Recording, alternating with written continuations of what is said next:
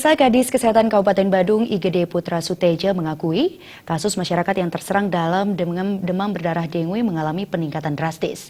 Meski saat ini grafiknya mulai menurun, masyarakat tetap dihimbau waspada dan menggiatkan kegiatan pemberantasan sarang nyamuk atau PSN.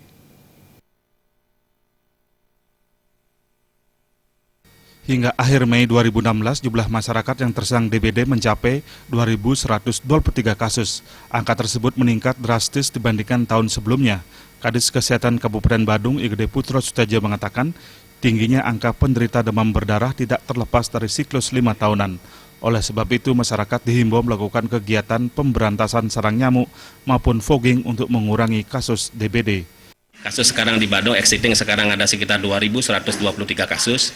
Yang terakhir di bulan Mei ini ada sekitar 400 kasus di akhir bulan ini. Tetapi kita terjadi penurunan, tapi kita tidak boleh lengah, tapi tetap kita kewaspada ke depan. Kewaspadaan kita bagaimana? Satu, bagaimana kita melaksanakan pemberantasan sarang nyamuk. Sekali lagi, pemberantasan sarang nyamuk yang benar. Yang benar adalah bagaimana menutup, menguras, dan mengubur.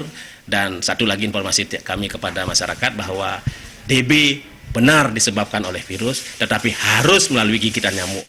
Berdasarkan data Dinas Kesehatan Badung, Kecamatan Kuta Selatan menjadi zona merah serangan demam berdarah di Kabupaten Badung.